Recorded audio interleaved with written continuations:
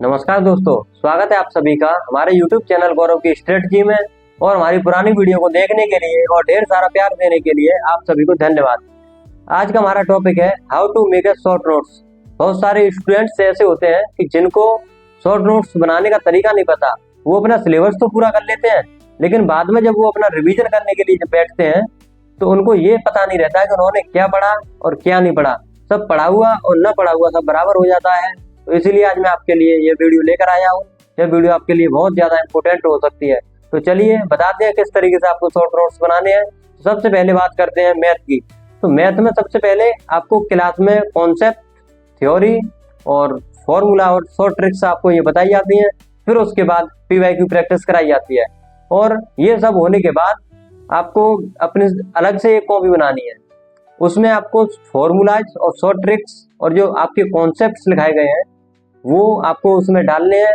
और उसके बाद आपको जो PYQ प्रैक्टिस कराई गई है उसमें जो क्वेश्चन आपको डिफिकल्ट या हार्ड लगते हैं तो उनको आप उसमें लिख सकते हो। फिर उसके बाद जब नेक्स्ट चैप्टर चालू होता है तो इसी तरह से आपको यह प्रक्रिया दोहरानी है। तो इसी तरह से आपको कंटिन्यू रखना है मैथ के लिए। अब बात करते हैं इंग्लिश की। इंग्लिश में सबसे पहले ग्रामर रूल्स। इसमें जो रूल्स आपको लॉन्ग टर्म में बताए गए हैं पहले उनको शॉर्ट टर्म में पढ़ो।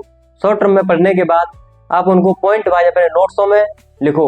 और जो वर्ड्स आपको कंफ्यूजिंग लगते हैं, कंफ्यूज करते हैं, और एंटोनियम, सिनोनियम, वन वर्ड्स जो आपको डिफिकल्ट, हार्ड लगते हैं उनको आप अपने नोट्सों में लिखो।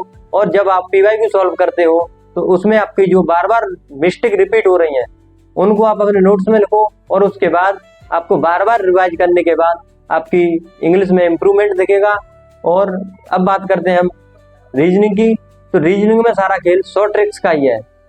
जब आप क्वेश्चन सॉल्व करते हो तो क्वेश्चन सॉल्व करने के बाद जो उसमें शॉर्ट ट्रिक्स लग रही है, जिस कॉन्सेप्ट के अकॉर्डिंग शॉर्ट ट्रिक्स लग रही है, आपको वो चीज याद रखनी है। और अपने नोट्स में कॉन्सेप्ट्स और शॉर्ट ट्रिक्स दोनों एक साथ लिखनी है, जिससे आपको याद रहे कि कौन से क्वेश्चन में कौन से तरीके का कॉन्सेप्ट्स और शॉर्ट ट्रिक्स लगनी है। अब बात रही GS की। तो GS में सबसे पहले स्टैटिक जीके को पढ़ने के बाद आप वन लाइनर पॉइंट में अपने नोट्स में नोट कर लो।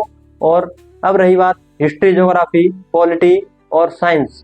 इसको पढ़ने के बाद जो आपको इम्पोर्टेंट फैक्ट लगे उनको आप अपने नोट्स में लिखो। और इस लिखने के बाद जब आप अपना रिवीजन करोगे तो इन इम्पोर्टेंट फैक्ट्स को पढ़ने के बाद आप जब पढ़ोगे तो आपको सारा कुछ याद आ जाएगा जो आपने पहले समरी में पढ़ चुका है। तो यही मेरा तरीका था नोट्स बनाने का। असफलता एक चुनौती है, इसे स्वीकार करो। असफलता एक चुनौती है, इसे स्वीकार करो। क्या कमी रह गई देखो और सुधार करो, देखो और सुधार करो। जब तक न सफल हो नींद चैन को त्यागो तुम, जब तक न सफल हो नींद चैन को त्यागो तुम।